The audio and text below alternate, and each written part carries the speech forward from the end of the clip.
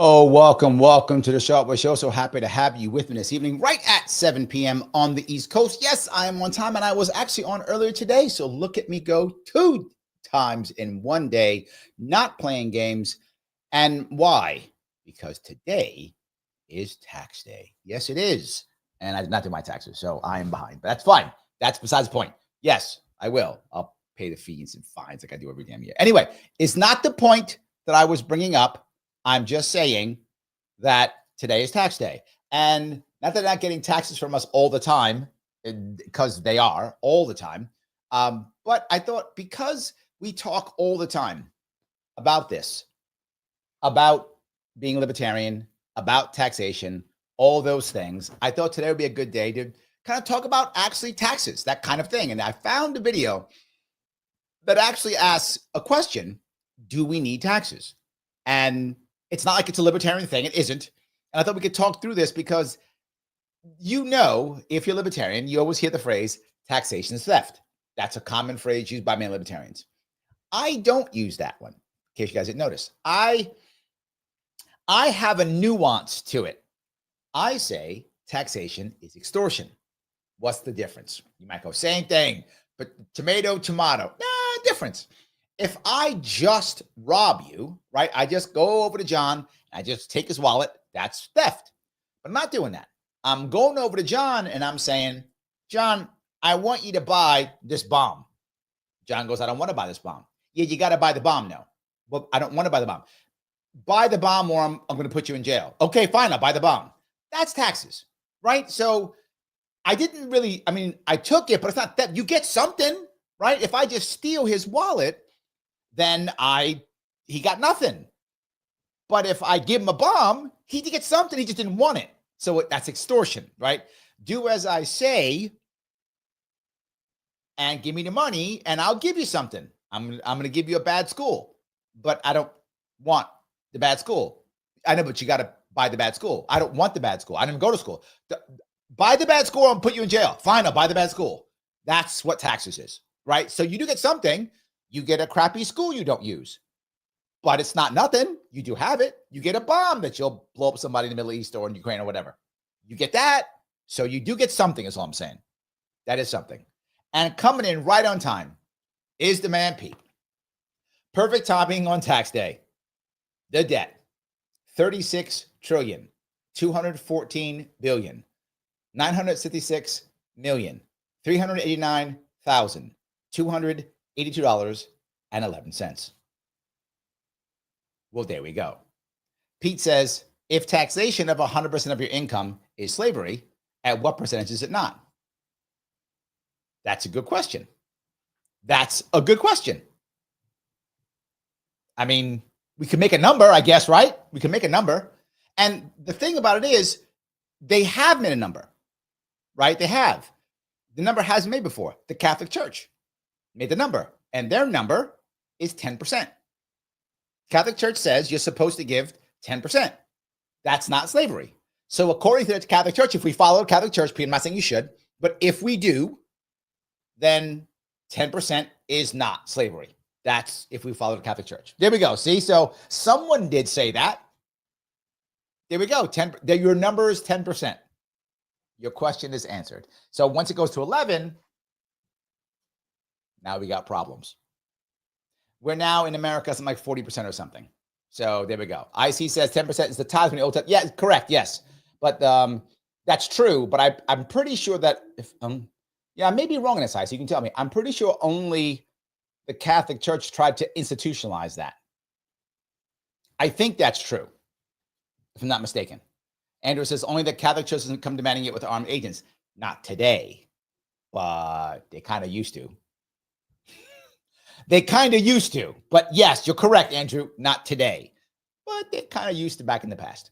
So yes. So anyway, I do appreciate I appreciate tremendously, Pete coming in hot right away, immediately. Liberty Lady says, double dose of Larry. It's true. Double dose. So she goes taxation is theft. I like the extortion nuance. I think it's a better story to tell. I think it's funnier. I think people talk about it, and now you go back and forth, right? So I kind of like that. Taxation is theft. You get people to go either yes or no. It's extortion. They start thinking, wait a minute. So yeah, my view. But let me go through this. I think this is an interesting one. I hope it's a good one. I found it. I thought it was interesting, and it should be a really good chat to discuss the whole idea of taxation. And it talks, honestly, do we actually need it? And it's rare. Most Americans, in fact, I would say probably most people, but surely most Americans think that taxation is required. There's no other answer, and taxes are fine. In fact, even if you look at it, people actually decide that they actually want to be taxed more. Some people do. It's crazy, but it's absolutely true. You can see it. It does happen. So here we go. In this world, nothing is certain except death and taxes. Yep. Neither one is a particularly pleasant topic, but taxes are arguably the lesser evil, so let's focus on them. I would say yes. Taxes are an unfortunate reality for most people living and working in the modern world. That's true. And I think that part is important. And you might go, why is that important? Because it means it's cultural, right? When you even start talking about taxation being theft, it is, to most people, something so foreign, they can't imagine it. They can't imagine it, right? It's so foreign to them, they can't imagine it because the entire world has been and is accustomed to taxation. They see it as the norm, which is why when you see, I talk a lot about adjusting and finding other ways to pay for things other than taxation. And the hardcore libertarians get mad at me.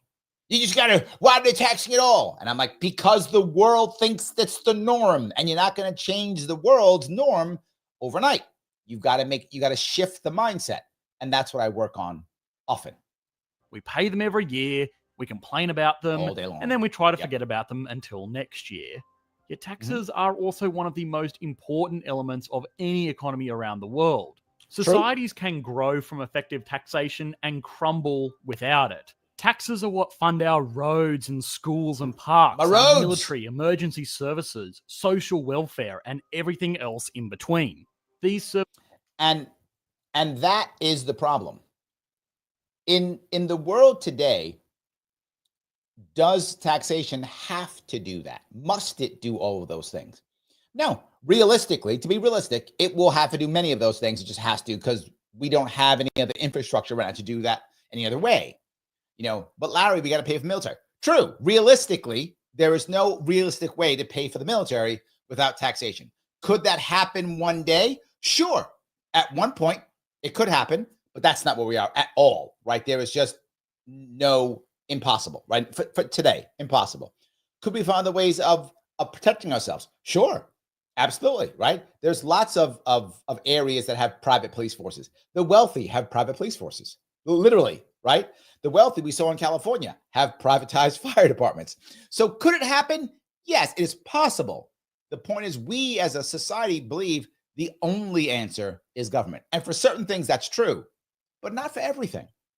Not for everything. Services are structural elements of modern society. We wouldn't have these without taxes, and without them... That's not true. And that's the part that people don't understand. What would happen, and he'll cover this as we walk down this road, I'm sure he will, as what would happen if all of a sudden, our government collapsed, right? If all of a sudden it collapses, and now there's no more federal government, would we all of a sudden go, oh, okay, I guess we're all just going to kill each other. It's going to start eating people, right? Is that what's going to happen? I hope not. But no, we would create our own rules and regulations. How do we know this? We saw it happen. We see it happen all the time. When there's chaos, when that happens, people don't automatically start killing each other. They create their own groups. It's what we do. So can we have some? Of course we can. We used to have, mutual aid societies. That was the thing we used to do. A lot of that was based on ethnic groups back in the day, but that was a thing that you would do. I remember my mom was telling me stories after World War II. Many parts in Europe were just devastated, and there was no infrastructure to help people. So very often what would happen is churches were a center, and people would give money to the church, and the church would then give out to people who were hammered. A lot of people who had lost their loved ones in the war, or their loved one hadn't come back from the war yet, or things like that. Churches would often help out handing out food. The church would actually, believe it or not, they would organize the families to get together with other families or to find people. So back in those days, if you came back from the war, right, you came back to France or Germany or Poland or wherever you came back from, and your town was bombed out, or your people had left the area because they were refugees or something, you'd go to a local church if it was still standing. You'd go to church and go, hey, I'm so-and-so, my family's blah, blah, blah. Do you know where they are? And that would be the center. So it wouldn't not exist. The problem is, and this is a valid point that I bring up constantly, currently our communities don't have a way for it to exist. We've lost that community. We've lost that institutional knowledge, which is why you hear me constantly talk about community, growing institutional knowledge locally, so that if things collapse, communities can survive. We saw during lockdowns, many can't. We would have chaos. So, do we need taxes? Well, not necessarily. They serve an important purpose, sure, but there are other systems that could theoretically achieve the same thing. Any alternatives that exist to one of the most important factors in our economies are worth exploring. Even 100%, I agree. Andrew says, the church I volunteered as a food pantry distribution thing. I figure if we have more and more of that, it'll help a lot of people along the road. True. And the other advantage is, if you just get a check from the government, Andrew, so you get a check from the government and you go buy your food, that is not personal. That is not a thing. Like I get my check and I go pay. I deserve it because I'm an American and now I'm entitled and it's my check and go to hell, everybody. Okay. But now instead I have to go to the food pantry. And when I go to the food pantry, I see you there and you're the one handing me out food. I am now beholden to my community, which is a good thing, right? Because now I see who's actually helping me. It's Andrew, right? It's Michael. They're the ones helping me. Okay, I get it. Now I get that. So now hopefully I get myself into a better position. We hope we all get into better positions. If I do, now I want to pay it back. What do? Now I'm going to show up. Because now, Andrew, you're in a bad spot. So now I'm going to support you. You supported me when I was down. I'm going to support you now you're down. And now we're back and forth. This builds community. We don't really have that like we used to, or like some communities did. And I would say there are still some like Amish, some Mennonites, some Mormons who do have that community. Some do, not all, but some still do. So don't get me wrong. There's a price to pay for that too. That's not free, right? You often don't pay as much money in that, but you also have more control and it's voluntary. And that's the difference, right? That's the big difference. If some of them are a bit out there. You are watching an Economics Explained video made possible by our patrons. All right, I'm going to go past the patron piece. So, yes. The price of society. Taxes are what a government uses to raise revenue to fund its expenditures. Very true. That's absolutely true. So he's right. By the way, before we keep going on this one, guys, click the button known as Lima, India, Kilo, Echo. You know it's going to be a good one. We got a lot of back and forth. Please do that. It does matter. Also, please, if you would, share, repost this someplace, pop this up into a Facebook group, pop this, reshare this on X, whatever the case may be. If you're not following me, please follow. It is important. Why do I say this every single time? Why do I bug you constantly? I bug you constantly because the only way I'm going to get past my banning of the shadow type, the only way I get past that is if enough people are sharing, if enough people are liking. That's the only way I'm going to get past it. So that's why I keep bugging you for it. That's how we have to do it to make this thing grow. Otherwise, I got to keep saying, give me money as a member. And I like that. Please give me money as a member. It does matter because then I can spend more time doing this and less time working so I can do this twice a day like I want to do. I would love to do that. Spend more time on it. I would love to. Give you more goodies. I'd love to. But if I grow, that still works because then YouTube and or Rumble will help fill that gap. So that's why I bug you to either become a member, if you can, great, either here on YouTube or here on Rumble, either one. And also subscribe. Subscribe doesn't matter. Also, if you want to throw me some cash, please do so. Our super chat goes right to the front. Rant me on Rumble goes right to the front. I take your comments right away. We start talking about it right away. I try to grab members to the best of my ability first, and then we keep going. So if you can, please do so. All right. If the government does not raise enough taxes to fund these expenditures, it does what anybody else would do. take on debt temporarily to live above its means. Well, see, that's the one. See how quaint that is? Look at that national debt. See how quaint that is? You can tell this video is many years old. Right? So how many years old is this? That's 20. With 36 trillion, that's 20 trillion. That must be like 30 years ago. No, 4. I wish I was joking. That's 4 years ago. 16 trillion in 4 years. And he said, so quaint, you go into debt temporarily. Do you though? I mean, I guess if you look at temporary as until you default, then yes. Yeah, Phil picked it up right away, temporarily. Phil picked that right up. Yes, thanks for being a member, Phil. Picked it up right away. Yes, temporarily. Yeah, sure. Yeah, you keep believing that. I like 20. I wish we were just 20 trillion in debt. That'd be amazing. Let's hope one day, maybe years from now, but maybe hopefully not that many years from now, that all of a sudden Pete comes in and Pete's happily putting on national debt at 20 trillion. He's like, look, Larry, 20 trillion. We're winning. And sadly, at 20 trillion, he would be right. We would be winning because it's better than 36 trillion. So yes, temporarily. Yeah. This is the massively oversimplified cycle of government fiscal policy in our modern economy. Okay. And it should make sense to everyone. If we stop paying taxes, the government either has to stop paying for services that keep society going, or it takes on more and more debt until it ends up going. Why does he put a Greek flag out for debt? Yeah. Or hear me out. It finds another way of raising money. See? It could also find another way of raising money. Bankrupt. So this is why taxes are levied. Simple enough. But there is more nuance to this argument. Yes, there is. Certain economic schools of thought, not to mention political ideologies, advocate for raising fewer tax dollars and spending less money. They're opposite. What? Wait, whoa. I'm an American, so I don't know what this means. Is this English? Hold on. Raising less taxes and spending less. I don't know what that means.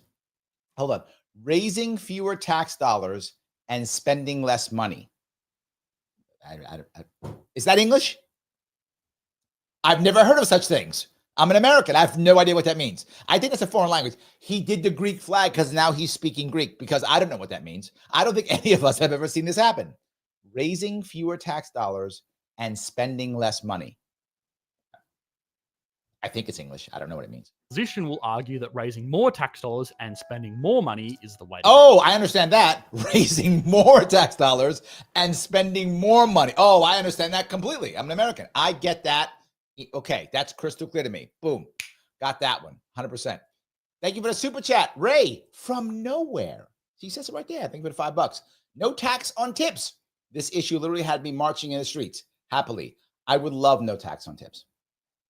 I would love that, because that would, what I like about that, Ray, is that once you start doing no tax on tips, everybody starts taking tips.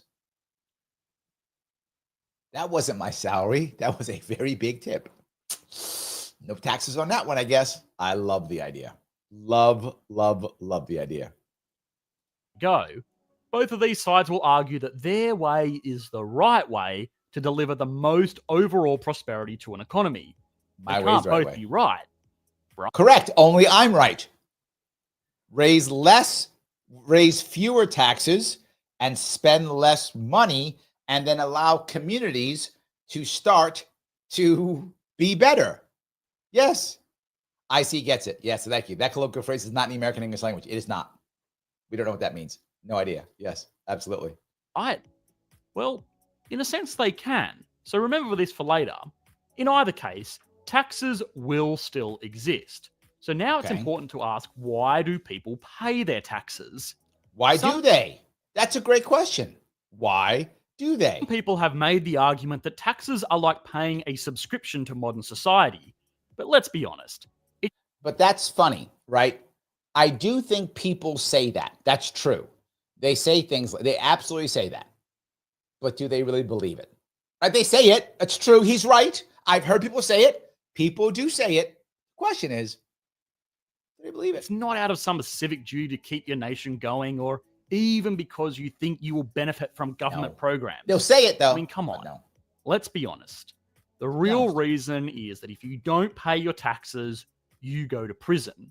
As far as motivation goes, this is about as much as most people need. Agreed. Yes, I would agree. He is correct. That is enough. Most people will go, I don't want to go to prison. I will pay my taxes. I will pay my taxes. Late, but I'll pay mine. So let's look at the alternatives. The United Arab Emirates, Qatar, Monaco, Brunei, these are all examples of national economies that operate without the need for income taxes. There's several of them. Prior to 1913, the USA did not have federal income taxes. That's true. Think about that. So this gives us an easy answer to the question of, do we need taxes? To which these countries would answer a resounding no. We should stop the video there and done. There we go. Do we need taxes? No. Okay, guys, thanks. I'm kidding. But yes, yeah. But this all comes with one big asterisk, or rather, two big asterisks. Oh, two of them. The first is that these countries do have taxes. Correct. They just don't have income taxes. When we explored the economy of Monaco, which is a nation famous for being a tax haven, we found that a majority of the government's revenue still came from taxation. In the case of Monaco, this was a value-added tax or a sales tax. Go. Now, I see that Nate is very hardcore on this. He says taxation is theft, all of it, all the time. It's even worse than that. If you really understand the income tax, it's an intergenerational Ponzi scheme that enslaves future generations to the debts accrued by today's generations. True on income tax. I'm not sure every tax is it all the time. I'm not sure. And the point I'll bring up here is, in this case, Nate, he's bringing it up right now, Monaco. If you have a high VAT tax, right, basically a high sales tax, basically, is that really theft if it's heavily being used by mostly visitors or tourists who already know about it? Like they have an option, right? You don't have to go to Monaco, right? You don't have to travel if you don't want to. You can stay home. But if you want to travel, you can choose to go to Monaco. And if you know if you go to Monaco, they're going to give you a VAT tax, is that really theft? So I'm not sure I would say all the time. I think that's much of a gray area in that one, Nate, because in the case of Monaco's VAT tax, you have a choice. You can choose to not go to Monaco. You can choose to not travel, any of those things. Or you can choose when you get there to not buy much.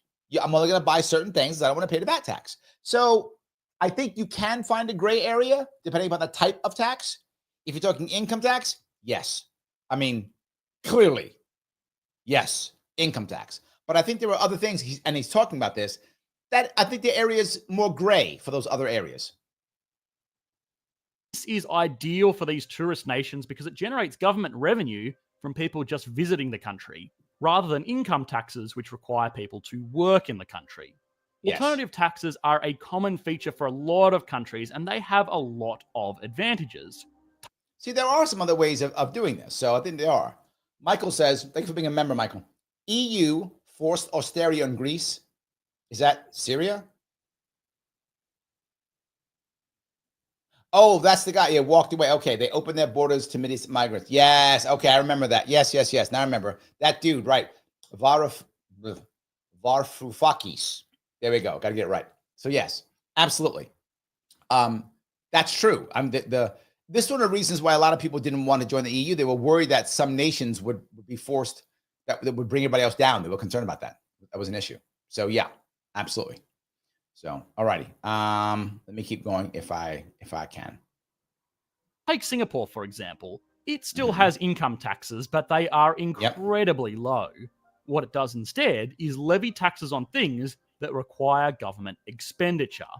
Cars are the best example here. Roads and highways and traffic lights and bridges and tunnels are all funded by taxes, apart from the few toll roads. These are expensive, and not everyone gets the same use out of them. True. Someone who works from home and walks everywhere in a normal country is still going to have to pay for roads through their income taxes, even if they never use them. In Singapore, though, they wouldn't really need to. Income taxes are low, But Nice instead, idea. the government raises the money it needs by taxing the bejesus out of people that actually own cars. Now, again, is that theft in that regard? You could see it that way, but you could also see it as you have a choice. If you live in a place like Singapore, and in the case of Singapore, it's a very walkable city state, right? People don't know. It's basically, it's a city state, right? And they have public transportation, and it is very walkable. So you don't have to have a car. There's some in New York City. You don't have to have a car in New York City. If you don't want to, you don't have to. Public transit, my neighborhood's completely walkable. I mean, I walk to all of the things that I want are all walkable, from my accountant, who I will see soon, my accountant, to my store, to my barber, every place I want, my local, my computer shop guy, every place I want to go is walkable. My bank is all walkable. So I don't have to have a car. So in a place like that, this seems like a fairer system, right? It may be expensive to have a car, but if only certain people are going to use the roads, why are you paying for it? Right? And I think more people will be happier with that, is my gut. I don't know if to be true, but I think more people will be happy with that because you're paying for what you're using. And if you don't want to own a car, you don't have to pay the rolls. You don't have to pay for the roads. So I think that will be a better way, if that makes sense. So yeah, Dave says you could walk, use public transportation, or pay a tax to drive. Yeah, it's kind of like he says, it's a user fee. It kind of is. Is it still taxation? Yes. But is it a better way of doing it? I think, yeah, it's a better way, right? Nate says, is it voluntary? Then it's theft. Try to avoid it, and men with guns come and take what you owe or take you. Sales tax can be partially avoided. Yep. But food is not subject to sales tax because it's extortion, aka theft. Yeah, but I'm speaking specifically in this case about a place like Monaco, a city state like Monaco, right? In this case, Nate, you don't have to go at all if you don't want to. So it is voluntary, right? You're making a decision knowing what the value-added tax is, knowing that it's for tourists, knowing that, and you're going to say, yeah, I want to go. I want to see Monaco that bad that I will pay the tax. It kind of is voluntary at that point. You are not required to go to Monaco. You don't need to if you don't want to, right? It's like food or anything else. You can go your entire life never going to Monaco if you don't want to. But if you go, no, I really want to go. Okay, pay the VAT tax then. You really want to go. No worries. You can do that. So I would argue that these are better forms than something like an income tax, right? Plus, I'm not taxing the income. I'm taxing an action that you may take, right? You have a choice to take. I think it's better. Maybe I'm wrong, but I think it's better. I'm open to being wrong. Depending on the type of car, buying and registering a vehicle in Singapore can easily cost 5 times as much as it does in the United States. This gives the Singaporean government the revenue it needs to pay for these public goods. If you don't need or want to drive a car, no worries. You don't need to pay. You don't got to pay. In many ways, this is a really, really fair system. Well, the other piece is this works in this locality, right? Certain places in America, you don't have a car. I mean, you're really struggling. Like, you are really struggling. A place like Singapore, yeah, it works, right? In this case. Get what you pay for. Beyond this, it helps ease congestion in this tiny nation because not many people are going to drive, given how expensive it is. However, this system is not without its problems. Of course. When a car costs as much as a house, many people are not going to be able to afford it. For some people, driving is just a necessity. They might be in an industry that requires driving. They might have disabilities that require. Yeah, but in the case of an industry that requires driving, if you're in Singapore, then that's part of your pricing structure, right? So if you are in Singapore and that's the system, driving is that expensive, if you're an entrepreneur, you already know that before you started, right? You already know that it's going to cost you a bunch to do that, right? Or you know not to do that, either one. So I get what he's saying, but if you're in a driving field, the entire country is going to be set up for that because everyone has to pay that fee. Now, disability could be an issue, right? Hopefully there would be again, in my perfect world, there'd be a community answer for that, right? There would be a community answer. But in reality, in Singapore, it's a government program. Easy transport, Or they might live in a remote area with no easy access to public transportation. Remember this for later because it is very, very important. The arguments back and forth for this type of taxation are fascinating. You could make a video about it. And oh, look, we did. Yes. But Singapore still has taxes. So it might be fascinating, but it's irrelevant. Instead, let's look at that second big asterisk. It's irrelevant. The other countries that get away without charging taxes have some alternative form of revenue. More often than not, it's natural. And that's my point. You can find other ways. If you want to run a government has to have revenue. Okay, get that. Understood that? Makes total sense. It doesn't have to be all taxation or even taxation at all. Now, in the case of places like Saudi Arabia, they have a massive sovereign fund and the royal family owns everything. No requirement for taxes because the royal family is literally filthy rich. All the money of the country is owned by the royal family. So they have a responsibility to their subjects and they pay for everything. I'm not joking. Now, I'm not saying it's a better system than ours. I'm not saying I want a king. I'm not saying that. I'm saying this is an example of another way of raising funds without taxation. And there are other ways too, and he's going to cover a couple of them. To resources. By substituting tax revenue with oil revenue, these countries can still provide all of the amenities one would expect in a regular old tax-paying country. Yes, and you do find that. The only example we have of this in America is Alaska. Alaska writes a check to its people every year, I think. If I'm saying, I don't live in Alaska, obviously, but I think it's every year based upon some percentage, whatever the formula is, of oil that they sell. So they get a cut. So couldn't we do something like that? I was talking about that when everyone was talking about the Ukraine war. Like, we're going to get these rare earth mineral deal. Oh, okay, I guess that's good. I'm not getting a cut. Why do I care, right? Now, to be forward, I'm not against the deal. If that deal ends the war, I'm in. Make the deal. No worries at all. Will some American companies make a bunch of cash? Yes. The military-industrial complex will make some cash. Will there be some American jobs from it? Yes. And good for those people who get those jobs. Good for them. But is America getting the rare earth minerals? No. Now, if you said America's going to take the rare earth minerals and sell them all, and now every American gets a cut, okay, they'll get a cut. Okay, then now we're getting something. So could you create something like that? You could, but America has not done that. That's not what America has done. And I'm not sure if it's a good or bad idea, to be very, very forward with you, depending upon what resources you're talking about. The other thing is, the problem you have with that is once it is a government resource, the question becomes, does the government run it? And once that happens, you are just begging for corruption too. So yeah, I can't give you your cut, Nate. Why? Because government decided to give that money to some other country. So yeah, that's a problem. Even places like Alaska do not need to charge state taxes. In fact, they go beyond this and disperse a share of this oil revenue amongst its residents of the state. There we go.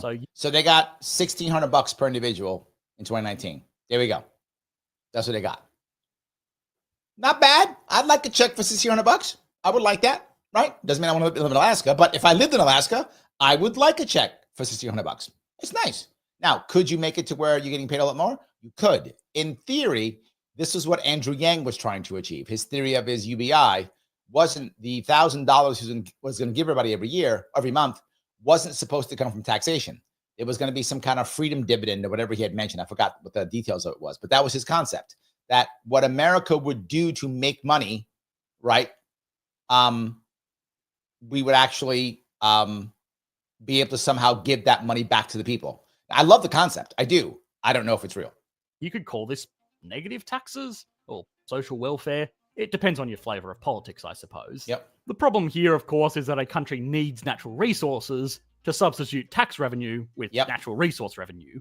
Another big problem is that this kind of is taxation. In theory, the natural resources of most countries note he's looking at, belong to the people of that country.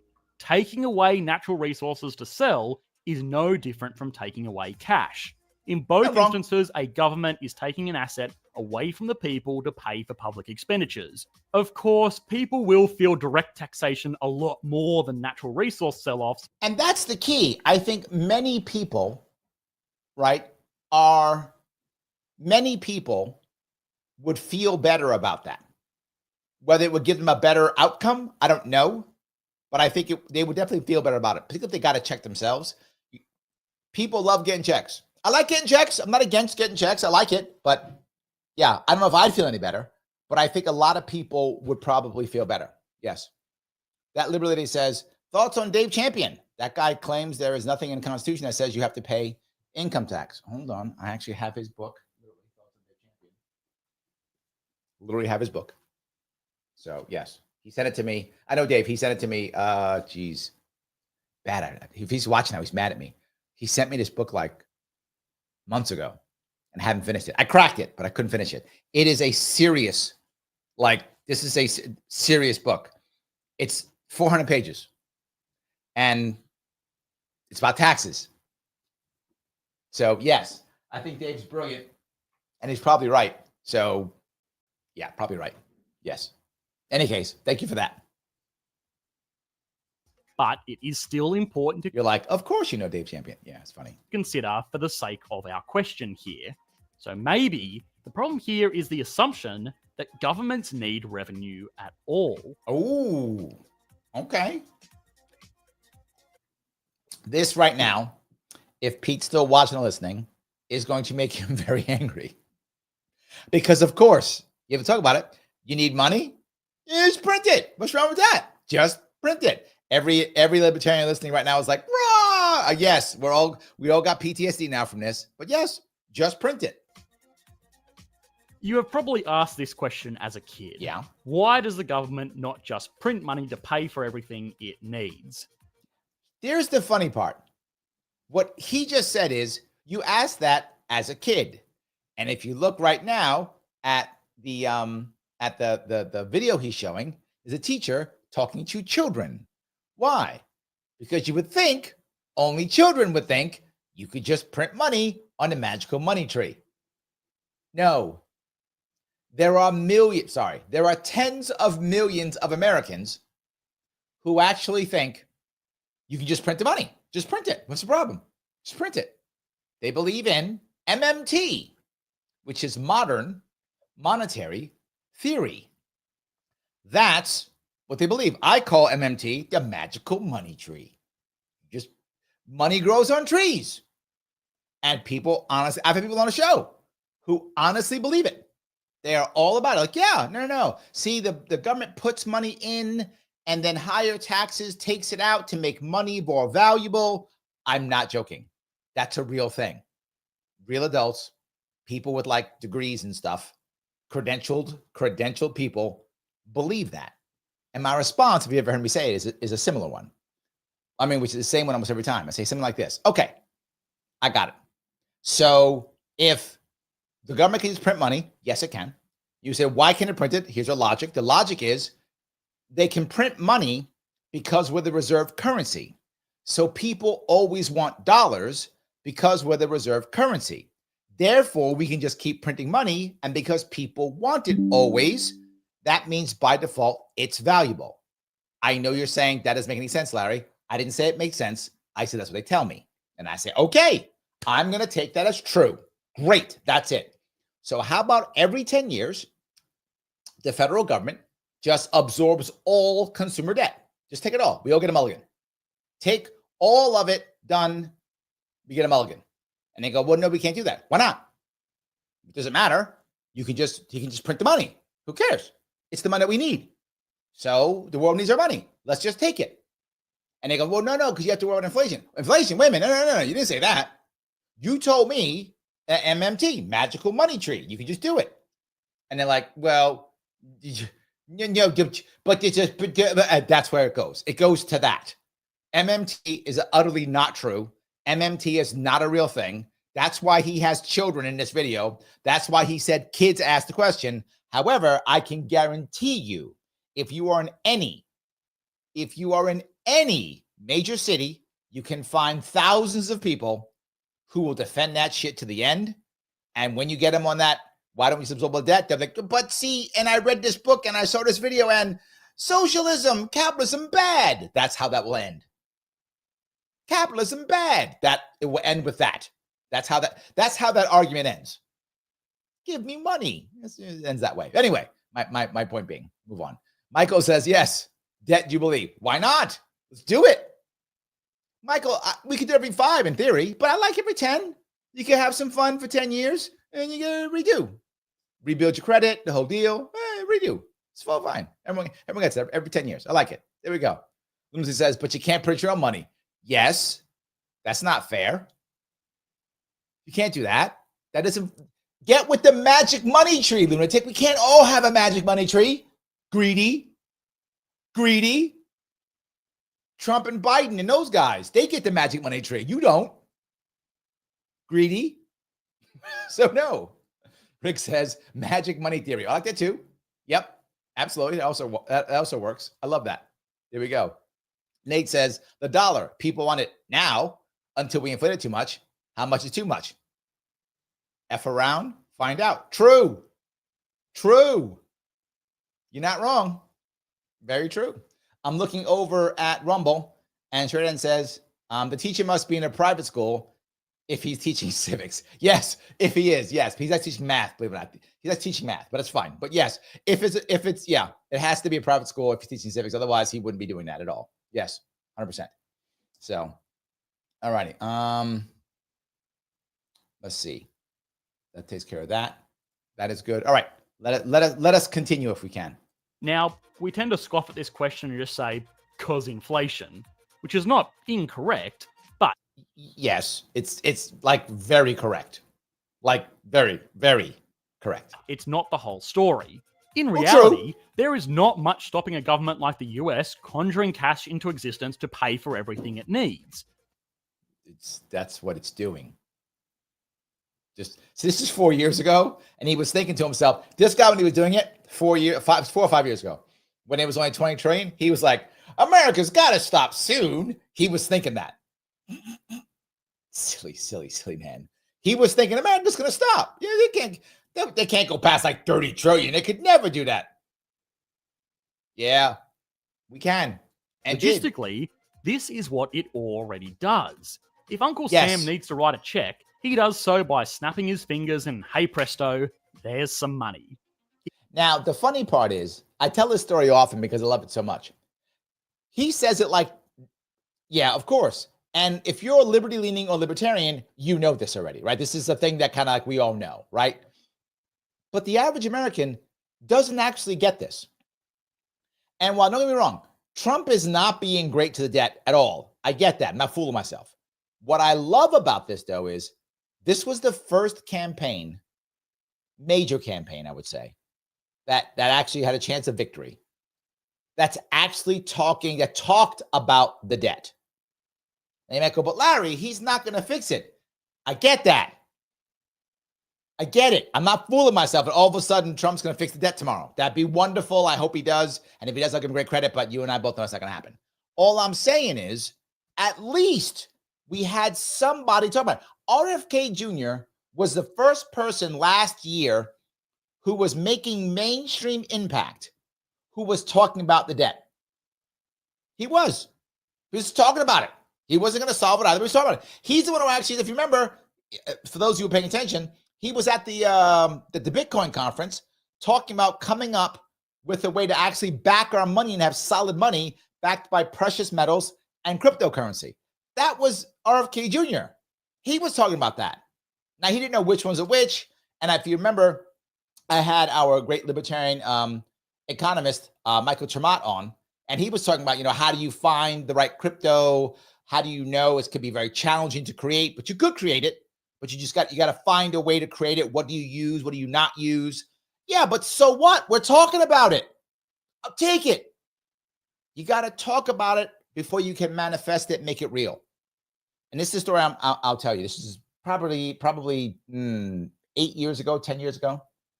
I used to do a lot of work for city agencies, New York City agencies. I would train them on leadership, train them on marketing, train them different things, right? So I'm public speaking.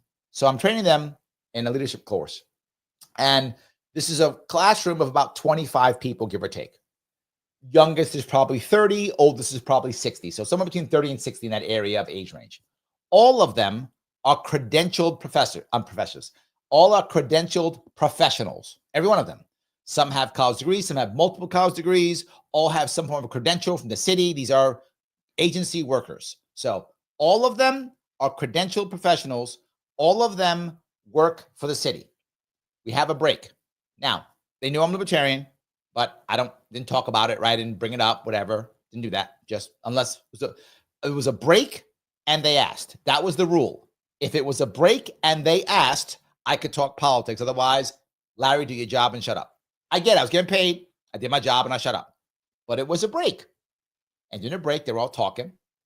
And I'm doing my own thing, right? I'm at front of the class. And they're talking about, this is about 2008. And they're like, hey, you know what? I actually am so happy that we have a Fed. They saved us during the 2008 crash. The guy actually said that. I, of course, I'm like, ugh! Shut up, Larry, get paid. Shut up, take your check. Shut up. And I did. I didn't say a word. But then he said, hey, Larry, you're into politics. That's right, isn't it? I was like, oh, no, you didn't. literally, he brought me in, right? He brought me in. I have witnesses. I did not start this.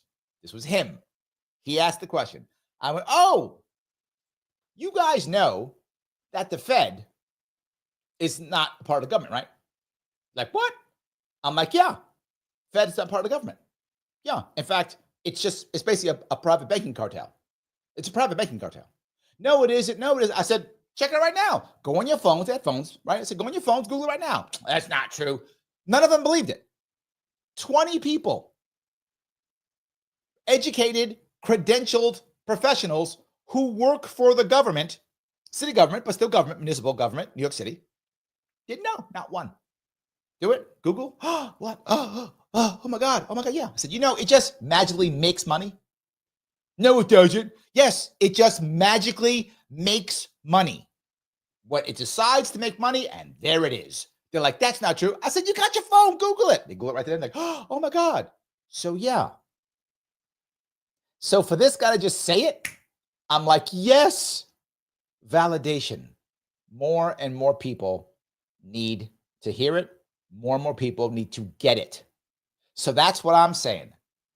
Did I think that Trump was going to walk in and fix the Fed? No, I didn't. But the fact that he talked about it, and literally millions of people got to hear that, tens of millions got to hear, that's what I'm saying I'm okay with. That part I'm happy with, because that gets us one step closer. People get mad at me. Libertarians, hardcore get mad at me when I say audit the Fed. No, we got to end it. I said, you don't understand. Let's get to audit first. People say, why? It's not gonna. I said, here's the reason. You can't just audit the Fed. What do you mean? It's not a government agency. So you can't just audit the Fed. And the fact that you would say to audit the Fed, and they would try to audit the Fed can say no. How do I know? The Fed already said no. Remember, they asked him. I forgot the guy. Anyway, the guy there. They asked him, they said, if Trump told you to step down, would you? He said, no, he's no authority over me. He said that to the press. Do you remember that? No. Why? He's not a government agent. The president can't make him step down. That's not a thing. He said no. I don't care what the president says. I'm a private company. Do what I want. And he's right. You can't just randomly audit a company. You have to have a reason. And then all of a sudden people go, wait a minute, you have to have a reason? Yeah. Yes, you have to have a reason. You have to have a reason. And that is why I'm so happy that talking about audit the Fed, because then people start to get it. And here's the best part. The press might actually say it, because you might think, well, the press knows, they're in on it. No, they're not. I speak to reporters often. You see me, I've been in the press. When I tell them, the reporters go, really? They don't know. Don't think because someone's on TV or someone writes something that they're all of a sudden super smart. I mean, some are, but that doesn't mean they're smart. They don't know that. They don't. So I went long on this because this matters so much. People should know this, and most still don't. If you did this indefinitely, you would eventually introduce more and more and more money into the economy. Cash. What? But no, that's not a MMT, magical money theory. We're good. Is an asset like any other. Its value is determined by supply and demand. The only reason this gets confusing is that we normally express the value of an item as a nominal cash value. Outside of this, if you have more money being pumped into the economy, it will cause inflation. Wait a minute. Magical Money Tree told me that's not true. How can this be true? Because it is. Now, I wanted to show this to people. A lot of people already know this. But the point is, this is not a libertarian, video. This is just a regular video. I put the link, by the way, in the description. And they're talking about this because it's real. Because the supply rises, although it will do it slowly. What a country like this would need is a way to drive up demand for the currency to ensure that it stays in line with this increase. See, we got to drop demand for the currency. That's what we need to do, Nate. See? Get with the program.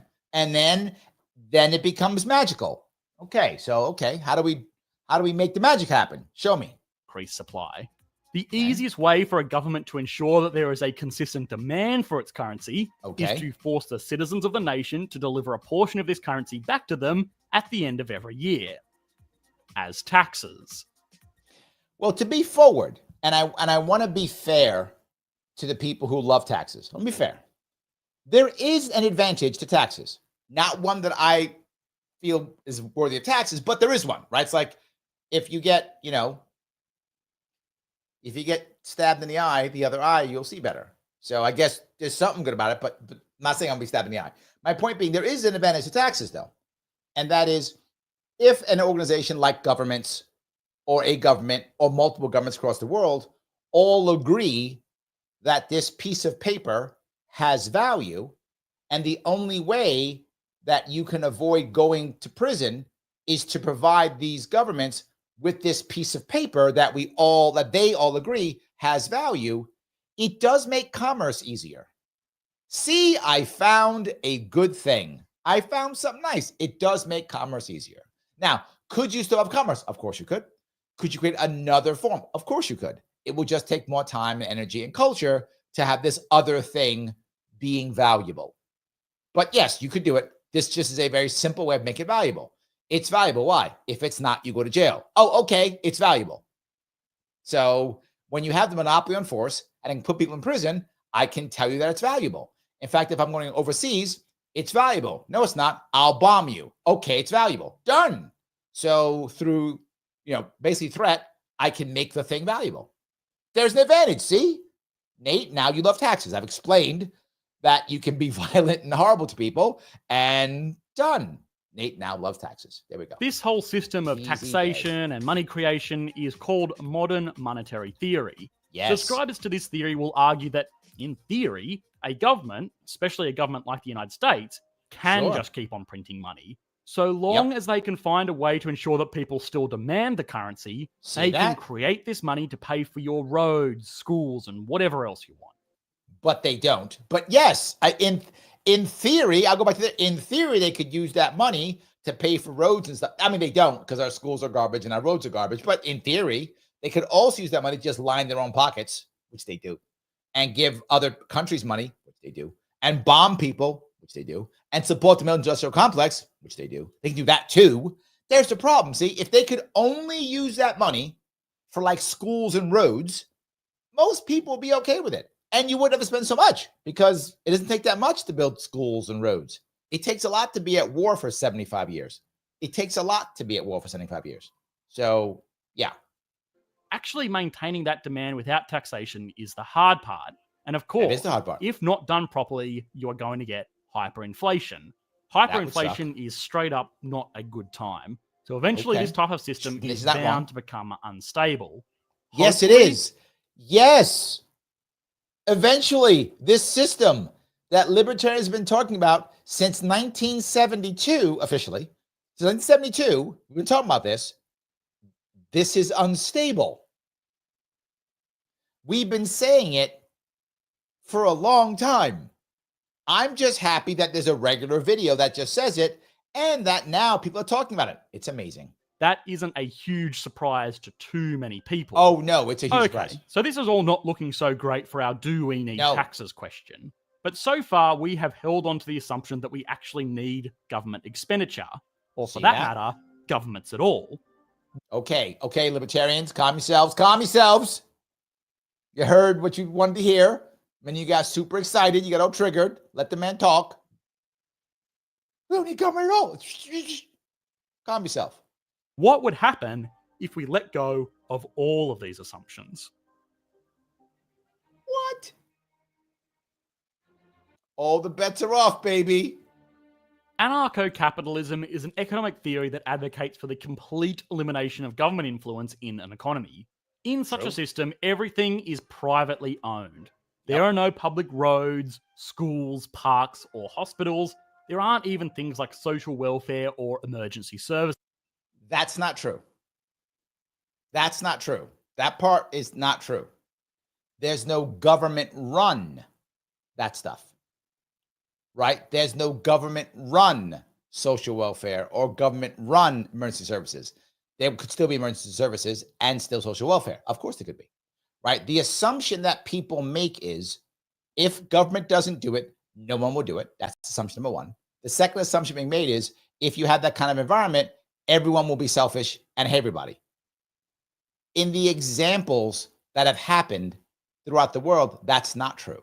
People still do help each other. People still do create their own worlds together. It still does happen. Now, to be forward, do I believe we're anywhere near this? No. We're nowhere near anarcho-capitalism. I mean, we're so far away from it. Should we be moving towards it? Yeah, we can get closer. I think we get closer. So yeah, let me just make sure I get that back here. There's no public roads or schools. There are no public roads, schools, parks, or hospitals. There aren't even things like social. Now there's where there aren't even things like public social welfare, public emergency services. Welfare or emergency services. The idea of such a system is that private enterprise would replace these publicly provided goods, and the profit motive would encourage these services to become more competitive and therefore deliver a greater net value to society. Now, people will always say, that's terrible. No, you can't do that. It's a bad idea. It would never work. Here's what I would ask you to consider. In almost every situation, when people get wealthy, what kind of system do they go to? A privatized system. Why? Why would you go to a privatized system? Why would you do that? Because you get better service. Because you get better value. That's the reason why, right? That's the reason why you would do such a thing, right? The wealthy people don't go to like Medicaid, Medicare doctors. They go to private doctors. Of course they do. They go to private schools. Of course they do. Why would they go to government schools? They don't. They have money. So why are we trying to act like this system doesn't work or like it's not good? If it was a bad system, why did the wealthy do it? In every country, by the way. In every country. Why did they do it? Why? Sounds kind of good, right? Well, the first thing it does is eliminate taxes. If there are no governments, there are no governments to raise taxes. So, mission accomplished, I guess. Beyond this, yes, it must be recognized that there are some legitimate advantages to such a system. See, there are some. That's true, right? Look, again, could we get there now? No, right? If we tried to go that route now, we would go into a horrible chaos and then a horrible autocracy. That's what would happen now. Why? Because people don't know how to do it right now. We're not there. Individual would only ever have to pay for something that they actually wanted or needed, and they could be relatively confident that they could be getting a good price for their purchase so long as there is still competition in this market. There are actually examples of society like this scattered throughout history, the most prominent of which were medieval European free cities.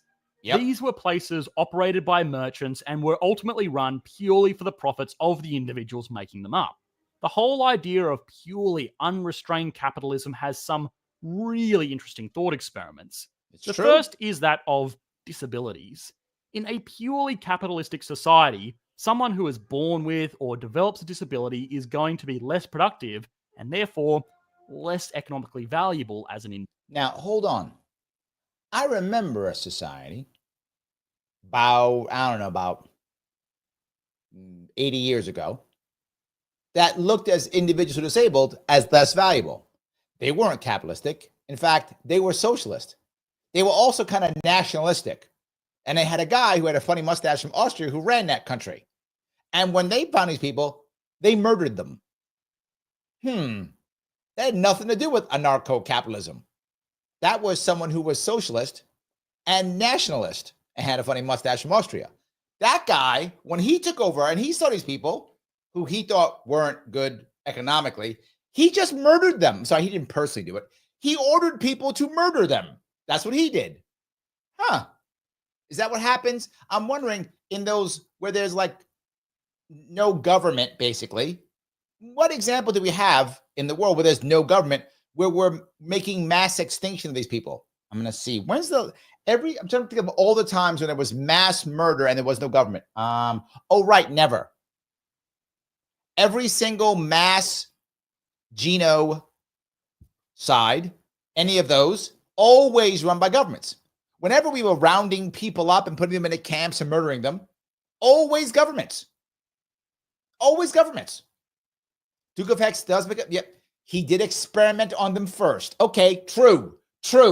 So there were extra steps. Correct. Extra steps. Yes.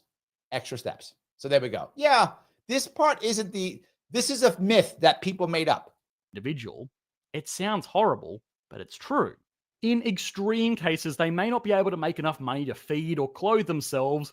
Now, again, this is the straw man argument of anything anarcho-capitalism. The concept is everyone's on their own. Everybody, you still have family and friends and community. In fact, you have more family and friends and community. Why? Because there's no government. Right?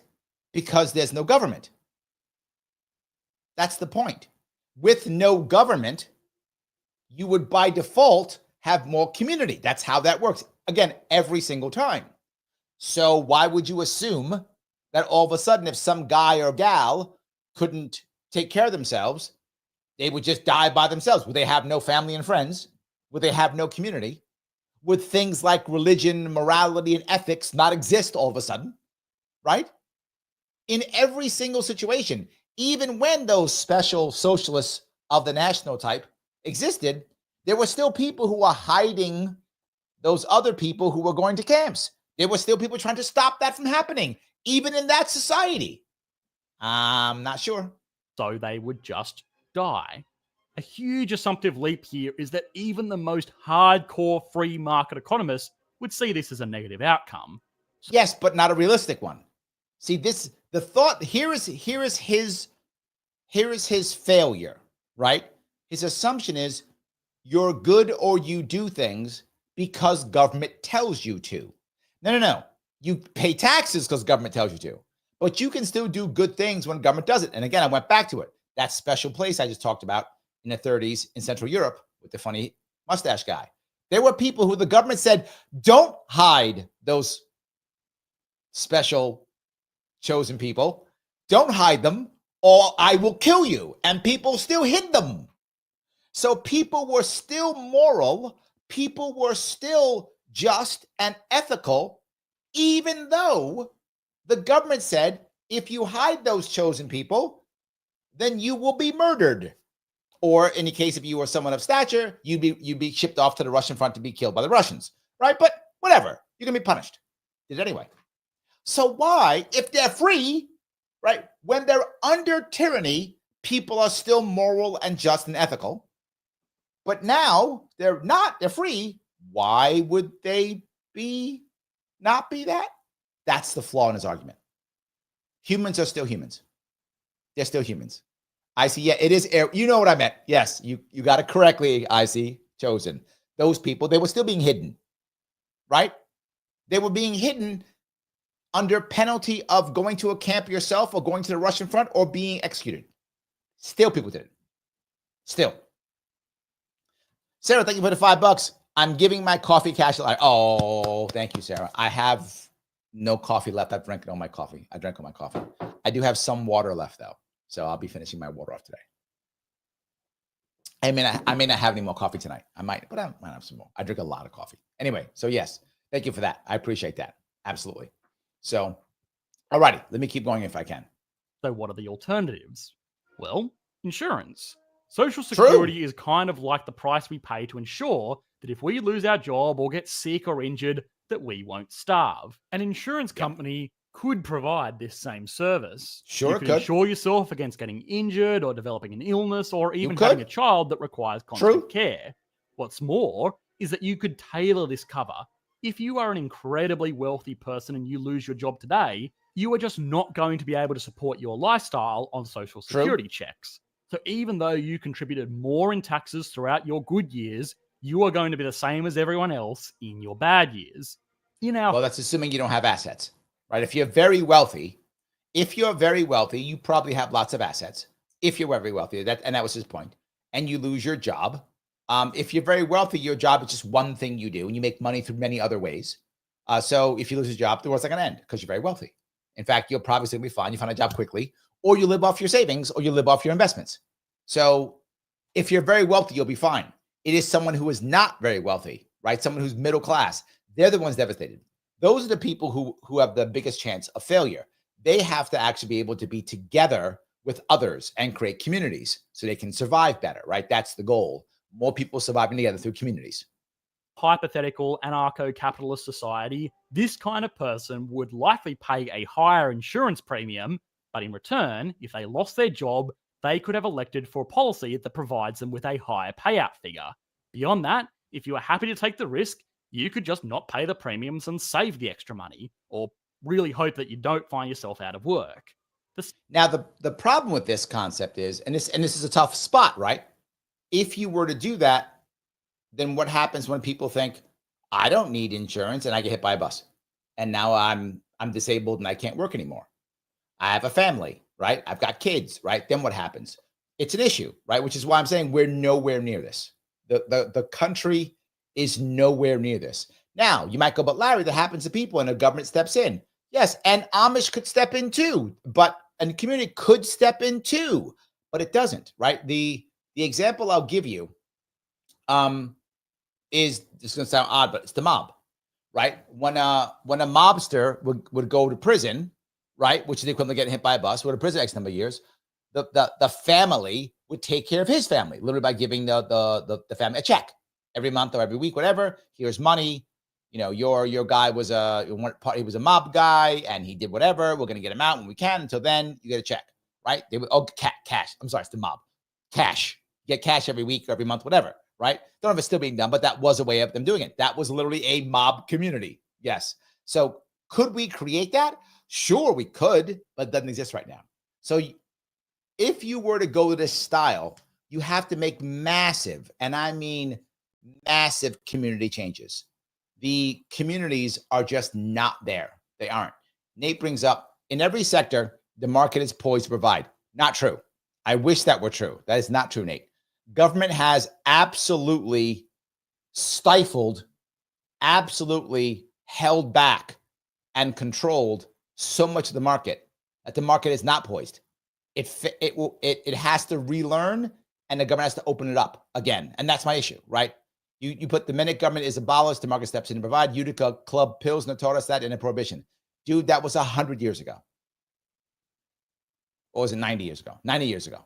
That was 90 years ago, dude. Yes, 90 years ago, we had more community. True.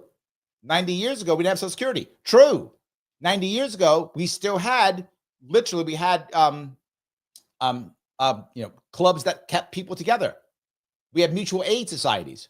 We had those. Communities did take care. We had people on farmlands who would go back to their family farm. That was the thing, right? If you couldn't make it in the city, got injured in the city, you go back to your family farm, your family would take care of you. Yes, we had all those things. We don't have those now. The market was poised. It isn't now. And that is my entire point. We have to get our communities back to that point. They are not there. They're not there. same kind of private sector switcheroo can be done with almost anything that a modern government provides. True. This is similar in many ways to the specific expense allocation we saw in Singapore earlier, just dialed all the way up to the extreme. Yep. Private everything. Toll roads, private schools, private hospital. Literally, the wealthy use private schools and private hospitals. They do. Everything is for sale. This all starts to run into some problems, though, with indiscriminate goods. It's a problem. Okay. Johnson, thank you for the $5, my friend. I like Sarah's idea. Larry's coffee fund. Oh, thank you guys. I appreciate that. Every little bit counts. It does matter tremendously. I'm trying to provide to the best of my ability, interesting, educational, I hope, and then intriguing, I hope. I hope people are enjoying it, seeing some stuff behind the scenes, understanding how things, go. Thank you. I appreciate that. It's great. Thank you. This is a street lamp. They cost about $2,000 on average to erect, and they consume about $100 per year in electricity to keep going. Okay. Beyond that, there are maintenance costs and a few other incidental expenses. All in, they are not a cheap item. True. Chances are most of us take street lamps completely for granted. We do. They That's do true. serve a really important purpose. They illuminate otherwise dark streets, providing safety to cars and pedestrians navigating the area at night. But it would be really hard to provide a street lamp in a purely profit-driven society. You can't really stop someone from basking in the light of a street lamp. And because of that, it's hard to charge someone money to provide this service. Okay, he's utterly wrong here. Completely wrong.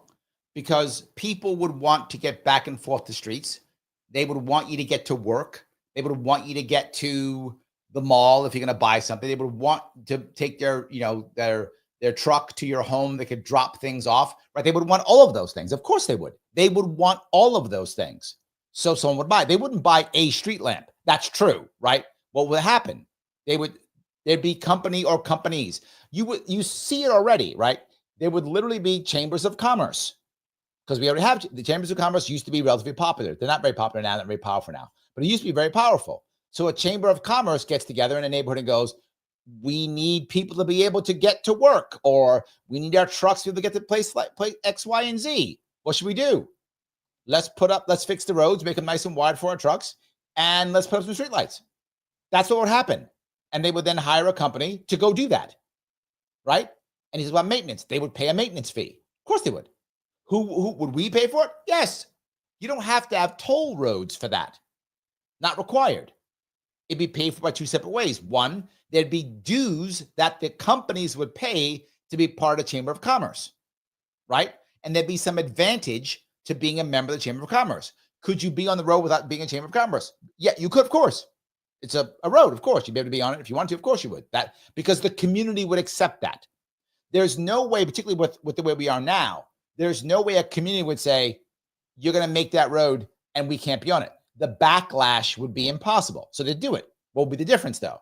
You would get a specific benefit in commerce if you were a member of that commerce. They'd be like guilds and such. That's what would happen in this case.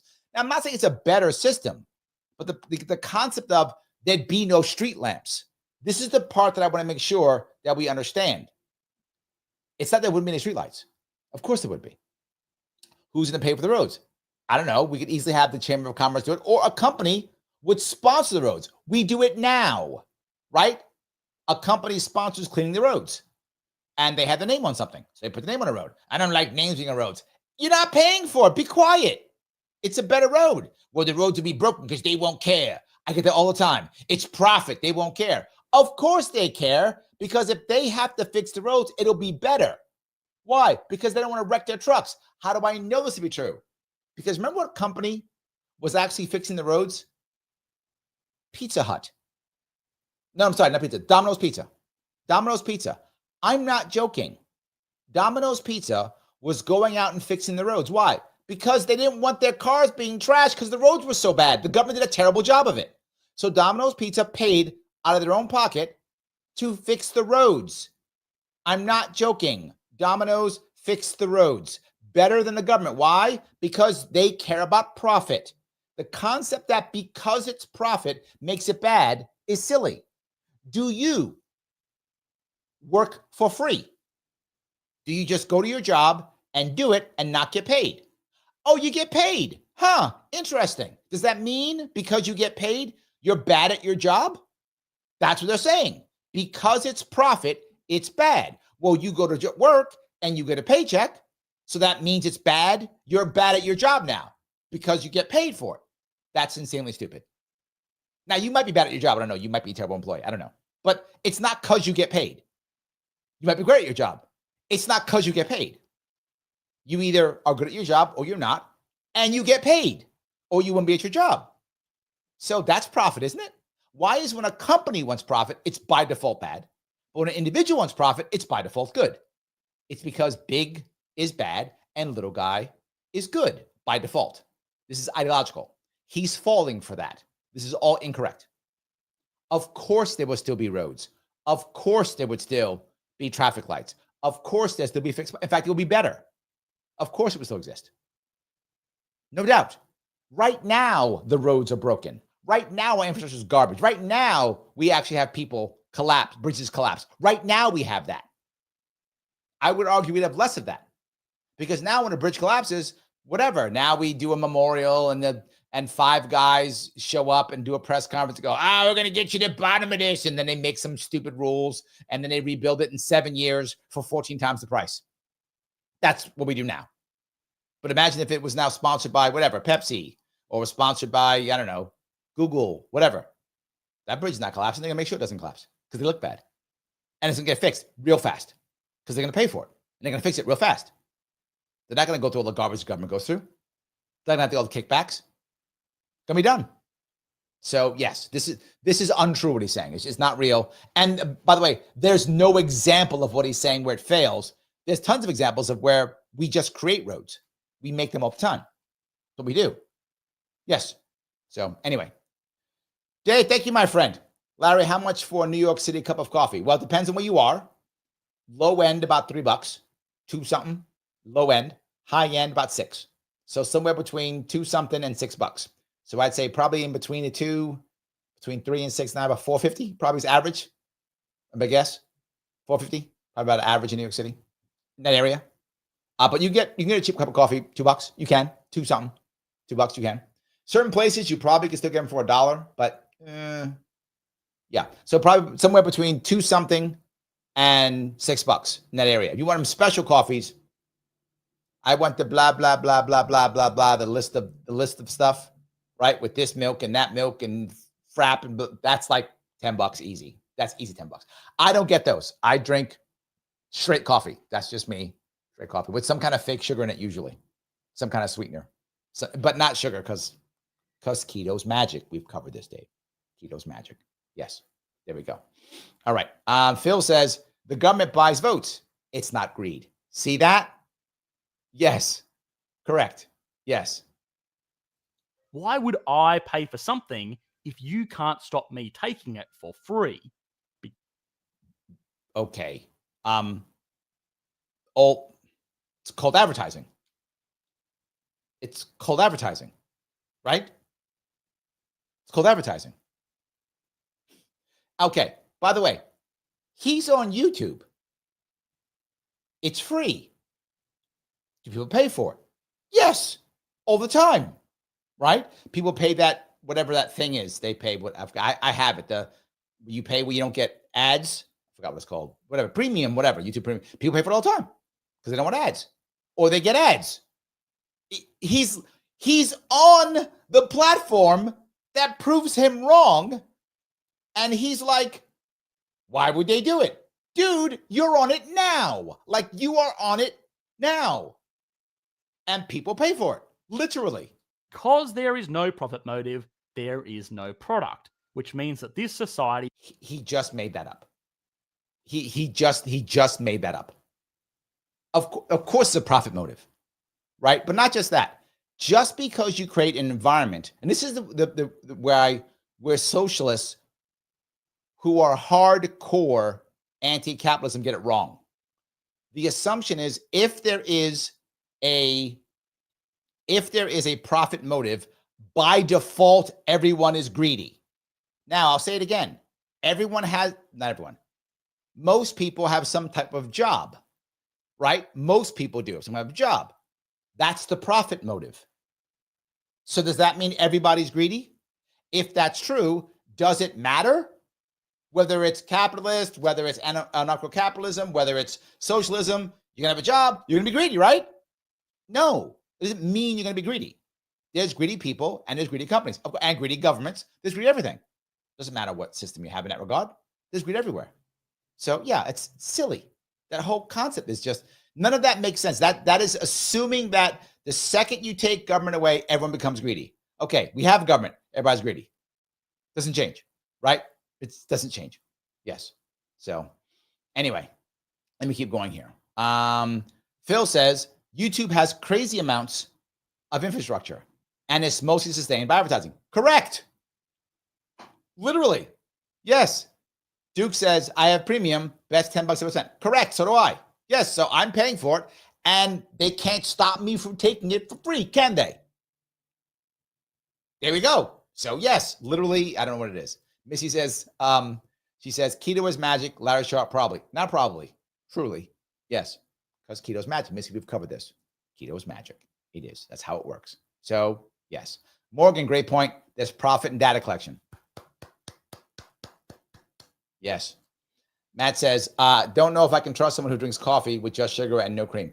Didn't say I had no cream. And not sugar. Liberty Lady asks, what type of sweetener goes in Larry's coffee? Stevia extract. Usually stevia. Yes. Usually stevia. Yes. But if I don't have it, I will do something else. Just not sugar. Too many carbs and sugar. So Dave says, looked it up. Street carts and bodegas, 150. Yes, you can get some places like street carts and stuff, 150, but usually it's two something. Yes. Boutique coffee, 3 to 5. Average cost in New York City, $1 to $5. It's not 1 to 5. That's one. Okay, 1 to 5 means 3, but you just said shops 3 to 5. I said 450. 3 to 5, $4. Yeah, $4 is probably more average. $4, $4.50. Yeah, that's more like it. So yes, there we go. Alrighty. You may have to go without the service that provides a direct, tangible benefit. He's made that up. It's just not true, right? A business wants to put everything it possibly can to make things as efficient as it can be. That's what it does. And if it requires lights, there'll be lights. It also wants to make the people happy so they can come to the store. Of course. He's just made that up. It's just not true. So Claudia says, do you put coconut oil in your coffee? Sometimes. MCT oil. Sometimes I do. Depends upon the day. If I'm having some other type of additive in my coffee, I won't always, but sometimes I will put MCT oil or coconut oil in my coffee. I do sometimes. MCT oil, for those who don't know, helps keep you in ketosis. So yes, and that's coconut oil. Absolutely. The same thing is true on a larger scale with things like emergency services and military protection. A private military may be employed to protect the assets of an individual in an area, but in doing so, they are indirectly protecting the assets of everybody else in that area. Therefore, by the same logic, nobody would want to foot the bill to pay for it. Yes, but your logic is flawed. You are correct. By your same flawed logic that has never been true, and there is no evidence of and no examples of, by that logic, you would be correct. By that logic that is utterly and completely flawed, you're correct. Would not be provided. This gets even worse when you consider the other type of indiscriminate good, the bad type. Just the same as there is no way to prevent an individual basking in the light of a street lamp, there is no way for an individual to prevent themselves being impacted by negative externalities. In this type of society, people are driven by profits exclusively. Okay, that's not true. He's making this up. Human beings are still human beings. The amount of profit you are driven by an individual is the same, regardless of what system you're in. So if you're in a socialist system, you still care, to Phil's point, dollar bill, y'all, right? That's correct, right? If that's what you care about, you still care about that. Whether you're an anarcho-capitalist, whether you're in whatever society, hasn't changed. And you will still love people, and you will still hate people, and you will still have family, and you will still have friends, and you will still have religion, or you will still have your own ethics. These things don't go away because you make your system anarcho-capitalist. This is what's wrong. This is where he's utterly false. It's not true. It's not how it works. It's not how it works. Many profit-generating industries produce a lot of pollution. Okay. In a world like ours, with regulatory bodies, there is some level of control around this. We limit... No. Okay. RFK Jr. is literally the example of this. Literally the example of this. We had all those controls, and the Hudson River was basically a dumping ground here in New York State. I'm not making this up. That's true. He created Riverkeepers as a private organization that didn't care about profit. I'm not joking. That actually happened. He is directly responsible for cleaning up the Hudson River. Directly responsible for cleaning up the Hudson River. We had all these regulatory bodies, but it was the private sector that cleaned up the Hudson River. I'm not making that up. That's true. Do your own homework if you think I'm making it up. Look at Riverkeepers. It's true. They've made more Riverkeepers across the country because of this. That's literally RFK Jr. What he's saying is demonstrably wrong, clearly wrong. Why, if you're a anarcho-capitalist, would it be okay? Why would you pollute the river? Right? If there's, you know what actually would happen? The fishermen, which they would have done in anarcho, they would have gone to the factory and said, "Stop it. We don't want to. We're going to physically shoot you." That's what would have happened. I'm not joking. We're going to just come here and we're just going to, it's going to be a war here. That's what would have happened. They'd be like, "We don't want that. And we're going to tell everybody not to buy your stuff. And we're going to, yes, that's what would have happened if it was this anarcho-capitalist thing. Things don't all of a sudden change. They would create their own type of what is right and what is wrong. Why? Because people still want that. This concept of if there's no government, then there's no regulation is silly. I'll give you the perfect example I can possibly give you. Happening right now. Health food stores. I bring it up constantly and I'll bring it up again.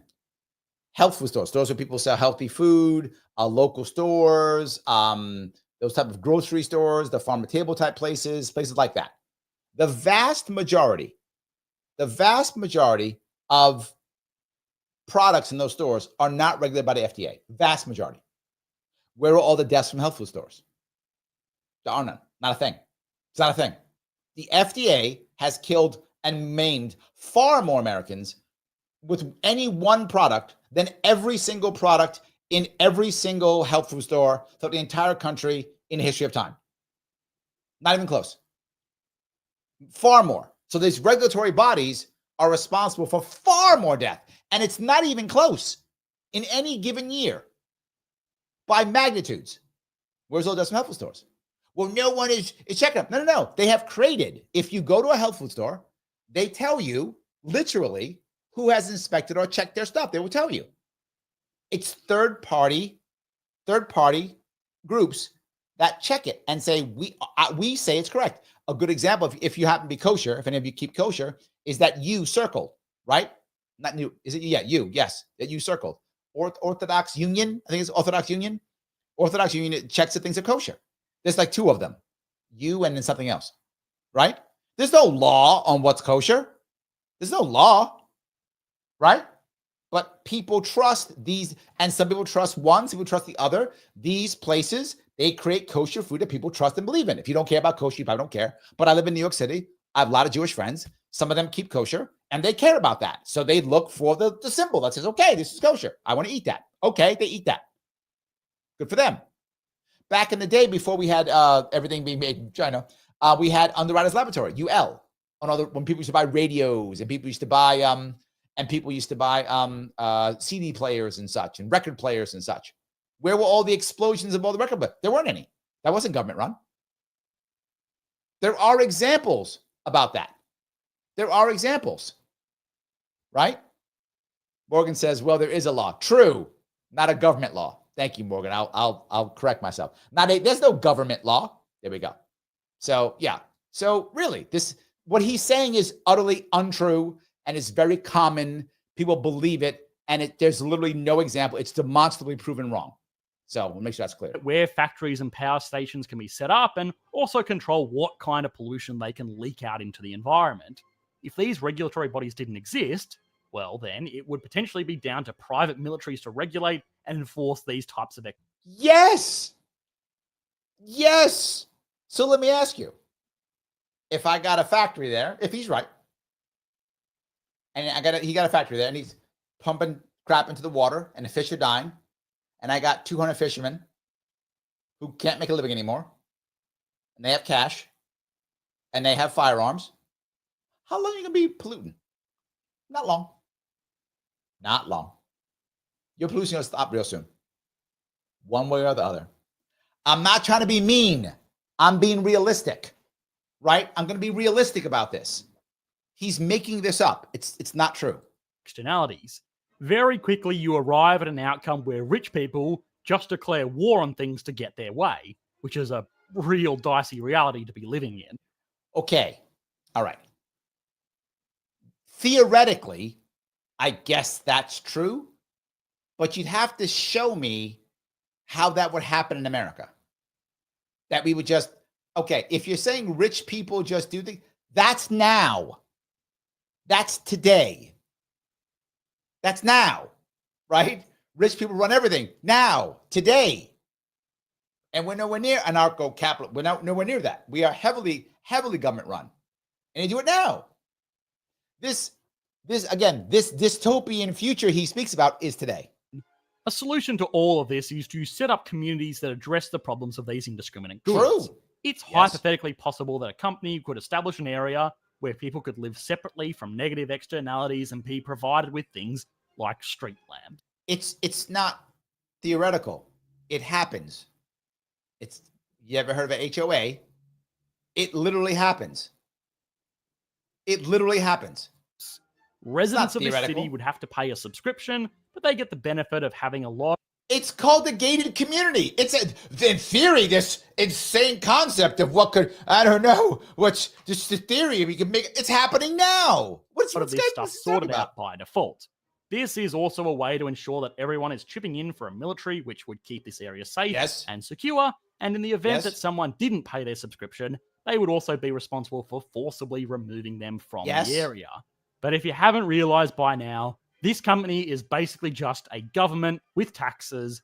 Yes, but it's voluntary. There's the difference. He's right, but it's voluntary. That's the difference. Phil, thank you for the $5, my friend. Hoosick Falls had a PFOA poison wall, had PFOA poisoned wells. DEC covered up. I'm not surprised. It was a lawsuit that helped locals using property rights. Regulators sidestep property rights. Correct.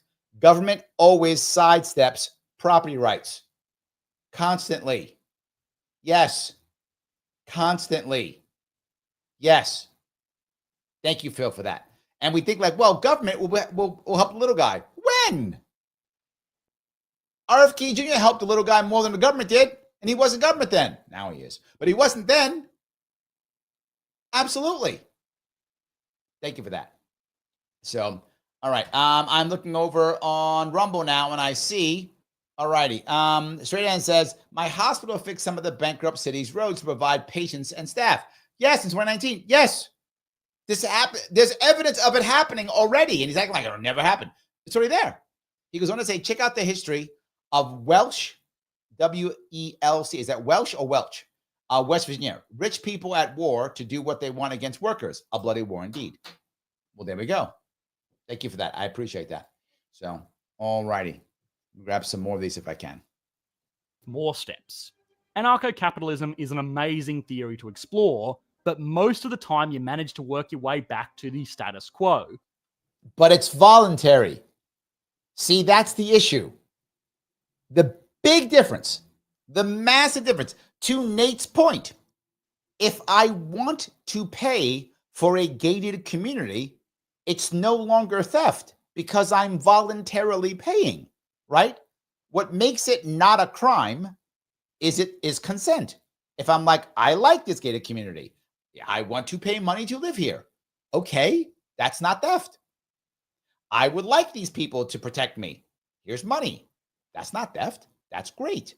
So yes, you do want it coming back, but, huge but, it's consensual. It is voluntary. Big difference. The truth is that most products and services are best delivered by corporations with a profit motive. The same True. way that there are products and services best delivered by governments simply looking to retain power. Okay, you did not show me that. I did not see that. I did not see that. He made that last part up. If someone saw it, please tell me in the comments if somebody saw somehow government does better trying to retain power with something. Now, there are certain things government does well, right? I mean, well, if you ever say to yourself, I really want to just mass bomb people, you can't be government. A private corporation is not going to do it as well. It's not, because people think about stuff. No. You have to have government's going to be better at that. Government, it's particularly if it's indiscriminate, like you don't want to pinpoint, you just want like lots of people killed. Government's great at that. You just say, I want to lock a lot of people up in prisons. Like just indiscriminate, lots of people. I'm going to lock a lot of people up in prison, like just like millions. Government's your answer. Like that's true. Like if you want those things, government's great. I mean, yeah. Or if you say, I really want to like waste money and make it look like I'm doing something. I mean, it's tough to beat government on that one. Government's like number one at that, right? So I guess if you're saying I want any of those things, then yes, government's great. But I've never said to myself, I want to like bomb people, lots of them indiscriminately. I want to find righteous sounding ways to murder millions. I've never said that. But if I did want that, I mean, he's right. Tough to beat government if that's what you wanted. I want to oppress and arrest people and jail people, hopefully indiscriminately, but just lots of them. And I want to sound righteous, like that I'm doing a good thing when I do it. You really can't beat government for those. Like those two, government's really good at. But he didn't mention those. That's me mentioning those. And I hope none of you want those things. But if you do, it's tough to beat government for that. It's tough. The exact place to draw the line between businesses and government services is the real debate, but it almost certainly does not lie at either extreme of the scale. This is one of those things that I'm expecting some pushback on. There are passionate advocates for a totally free market. So I put it on you. How would you structure the economy of a perfect society? I've already expressed it more than once. Yes. I hope you guys enjoyed that piece. I thought it was fun. Phil says the problem of anarcho-capitalism is you might get a government. Correct. You might get a voluntary government. Damn it. I would hate that to happen. I would hate to have a government that I could opt out of. That would be terrible. I would hate that. When I could go, I don't like this anymore. I'm going someplace else. That'd be, wow. Absolutely. Yes. Yes, absolutely. Morgan says, question, and I'm sure it's a common discussion. What happens with social services in libertarian society? Privatize the police. Look, I'm gonna cover two pieces to this idea of social services in libertarian society. One, Morgan, we are nowhere near libertarian society. Not even close. People say all the time, the libertarians control nothing. Anything that you're mad about right now, whatever you're mad about, whatever you don't like about government, whatever you don't like about, the Democrats or Republicans, whatever laws you think are unfair or wrong, here's what I can tell you for sure. Libertarians have nothing to do with it. We don't run anything. We did at one point have a congressman. That was Justin Amash for about a year. We had one congressman for about a year in the 53 years we've been around.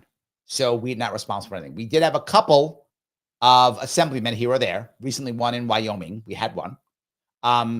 Recently. But that's it. We don't run anything. So there is no way that that's not a thing. So to be clear, if we're to move more towards a libertarian society, social services, again, we're very far away from that. It would take decades, Morgan, for us to go there. But let's assume we do. Let's assume it's decades from now and we've moved towards libertarian society. If that were true, social services would be taken up by local communities. That's how that would work. People still fall. People still get unlucky. People still make mistakes. People still have problems either from their own mistakes or from bad luck or any combination. Of course, that will still happen.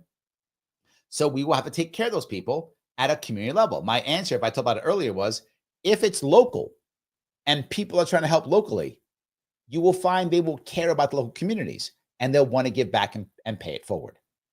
Privatize the police. We have it now. We do. right? We have it now. There are private police forces throughout the entire country. We have lots of them. That's not crazy. Of course we do. And the wealthy have private security, right? And all the wealthiest people, all that private security. It's happening now. It's not crazy. Why would it be crazy? You would still require it. Wouldn't change. So yes, of course it would be that way, right? I go back to what I always say. I never forget when we were talking, this was a TYT, when Javier Milei took over Argentina and he was getting rid of all the government agencies. And TYT was Anna and Cenk are going crazy. He got rid of the Department of Transportation. You don't want transportation? Like, if you don't have a Department of Transportation, there's no transportation. He got rid of it. Did the trucks go away? Did the cars go away? Of course not. Is there a huge, massive amount of accidents now in Argentina? No. It's not a thing. And this is his point that he was making up. So I hope I answered your question at least. So let me grab it if I could. This is Duke. Thank you, Duke of Hex. $5. Thank you, my friend. Anarcho-capitalism cannot contain the extremities of human nature. Once central government is gone, modern-day Genghis Khan will pop up. Maybe. It depends upon the societies, right? If you have strong communities, I'm not sure that's true. Why do I say that? Think about America today. And I use America because that's the country that I live in, right? If all of a sudden the government began to fail, if there was time to build communities, you're right. If that happens today, overnight, you're correct, right? And I say this, the reason why I am not for dismantling the government right away is I don't think that Nate is correct. And he says the private sector is ready to do this. I don't think it is. Now, look, I hope I'm wrong. And I hope Nate's correct. I don't think Nate's correct. I think we have broken the backs of our communities. And I think that the lockdowns from 2020 showed that to be true.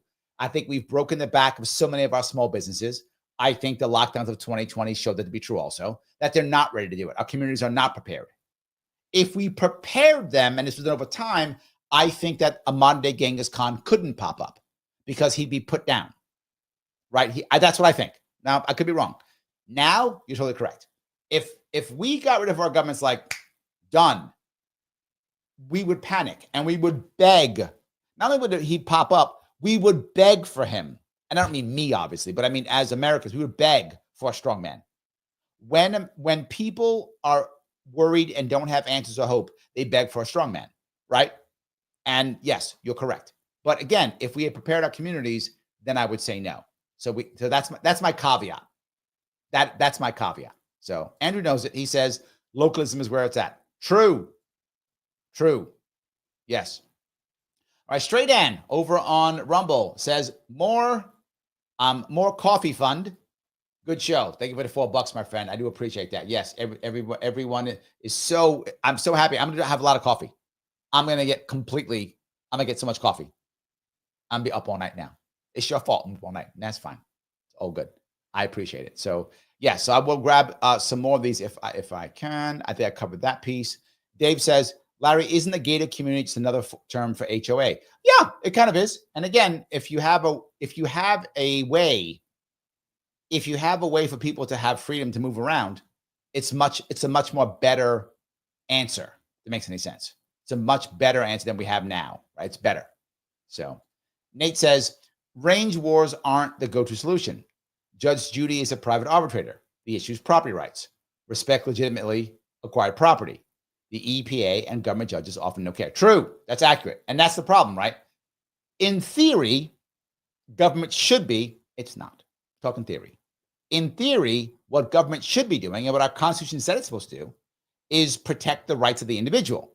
That's what it's supposed to do. It doesn't do that. If we had a government that did that, a lot of people would be satisfied with our government. They'd be satisfied. They may not like it, but they'd be satisfied. But to your point, Nate, that's not what it does. It pushes the system itself, right? It perpetuates itself. So, yes. Peter, thank you for being a member. Larry, to answer the private/public police issue, is Brinks Armored Security a private organization or a public organization? Do you mean like a public company? I'm not sure what you're asking. I don't know if Brinks is a public company. I've never checked. Maybe. Does Brinks have an umbrella company that owns it? I actually don't know. Good question. I could look it up, I guess. I don't know if they're a public company. I'm going to look. I'm actually not sure. I'm just going to literally ask Google.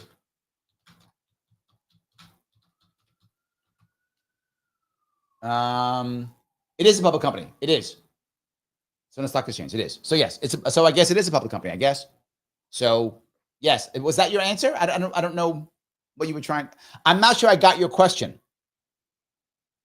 I'm not sure what I got your question. Are you trying to say, should people use Brinks as a private security? I think sure, if you want to. I'm not sure where you're going with this, Peter. If you could qualify. Dave says, Larry, a strong man and people looking for hope is how Italy and Mussolini got. Yes, correct. Yes, absolutely true. Looking for a strong man and looking for hope is exactly how Italy got Mussolini and Germany got you know who. Yes, 100%. Yes, absolutely true. So, alrighty. Dave says Brinks is not a government agency. True, it is not. But it's is that what he meant? Okay, yeah. That's what he meant. Okay, yeah. So you could use it. Yeah. Rick says only an ethical and moral people can be free. Yes, but to be forward, Rick, I think the Genghis Khan point is a valid point. I think Genghis Khans would pop up. So you're always going to find the sociopath who wants to run everything or thinks they're smarter than you or thinks they can control everything. You're going to find that either way. The point is, will they be put down or not? And if you have a bunch of communities that are free, that want to remain free, then you will find too many of those communities will be free and they won't want the strongman and they will put down the strongman, right? That's the issue, right? You would see that would be what would happen. So yes, guys, I'm going to ask you if you could please click the button that is like. I haven't asked you in a while. It does matter. Lima, India, Kilo, Charlie. Lima, India, Kilo, Echo. Sorry. I do want you to click that button. It does matter. We have to make sure that this is growing so more people see this. It does matter completely. If you have not shared this, please do so. Now, if you are watching this and it's not live, so it's already done, you're watching it later on and it's not live, once this video is over, click on another video right away. Click on something on the channel right away and just you can walk away if you want. I don't care, but click on something. You know who likes that? Mr. Rhythm. Yes, Al Gore. Rhythm. He likes that. So click right away. Not just that. Once you are done, once this is over, please come back and comment on this. Why? Because he likes that too. He loves comments after the live is over. And he also loves when it's not live, when you're done, to watch another video. Just put like 5-10 minutes in. Just watch something else. I don't care what it is. Put it on from this channel and watch it. It does matter. It helps everything move forward. If you can do that, I would really appreciate it. Today, I'm going to ask you if you could, what do you think is the biggest question or worry that people have with a more libertarian, more liberty-leaning government or society? What do you think is the biggest issue or biggest question that people have with a more liberty-leaning society or government? I will be on tomorrow. I will see you all very soon.